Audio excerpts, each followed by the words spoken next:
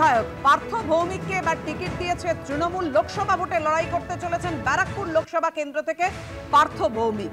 অর্জুন সিং, আপনারা জানেন অর্জুন সিং এবারে টিকিট পায়নি। কি বলেছেন পার্থ ভৌমিক, কতটা আশাবাদী তিনি এই লড়াইয়ে, আর অর্জুন সিং এবার কি বললেন টিকিট না পেয়ে? পরপর না, অ্যাকচুয়ালি এটা মানুষের লড়াই তো। কেন্দ্রীয় সরকার জমিদারের মতো আচরণ করছে, অতএব এটা হচ্ছে বঞ্চিত মানুষের লড়াই। সেই লড়াইয়ে আমাকে সামনে থাকতে বলেছে ব্যারাকপুর কেন্দ্রে।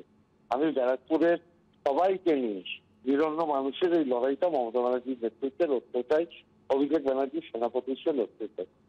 অর্জুন আমি দীর্ঘদিনের রাজনৈতিক কলিগ, যে কোনো কারণে ও গত বছরও বিজেপিতে চলে গেছিল।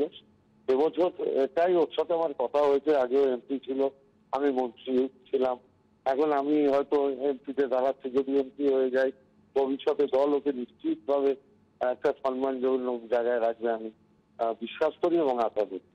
এই লড়াই তো মানুষের লড়াই, এই জয় তো হলে মানুষের জয় হবে, নিরন্ন মানুষের জয় হবে, যারা বঞ্চিত সেই মানুষের জয় হবে। আমি তো বঞ্চিত মানুষের জন্য লড়াই করছি মমতা ব্যানার্জির নেতৃত্বে, অভিষেক ব্যানার্জির সেনাপতি।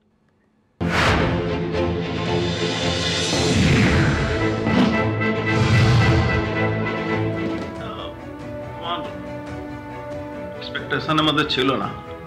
যাই হোক, দিদি যেটা ভেবেছেন ঠিকই ভেবেছেন, উনি আমাদের গুরুজন আছেন, উনি যা ভেবেছেন ঠিকই ভেবেছেন। আপনি তো আজকে ব্রিগেডে এসেছিলেন, আপনার তো মানে ধারণা একটা ছিল যে নিশ্চয়ই ধারণা তো ছিলই, আমাকে সেইভাবে বলাও হয়েছিল।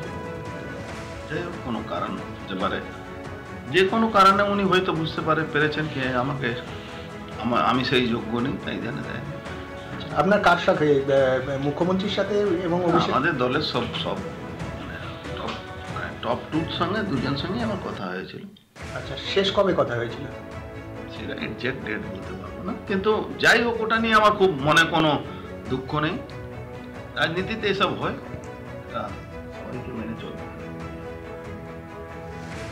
এবার আপনি কি করবেন, কি পদক্ষেপ করবেন? এখনো ভাবিনি, এখন যাবো একটু রেস্ট নিয়ে আজকে। কর্মীদের সঙ্গে নিশ্চয়ই আলোচনা করবেন না ফোনে, আজকের যুগে তো বসে কোনো আলোচনা করা দরকার হয় না, ফোনেই সব আলোচনা হয়। পার্থ ভৌমিকের সঙ্গে কথা হয়েছে আপনার? হ্যাঁ, পার্থ ভৌমিককে আমি কংগ্রেচুলেশন জানিয়েছি মন থেকে।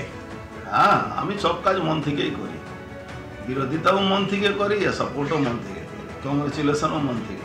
তা আপাতত কি আপনি তৃণমূলে থাকছেন না অন্য কিছু চিন্তা করছেন? বললাম না, আমার গুরুজন আছেন দিদিমণি, উনি যা ডিসিশন নিয়েছেন আমি মাথা পেতে নিয়েছি। ঠিক আছে।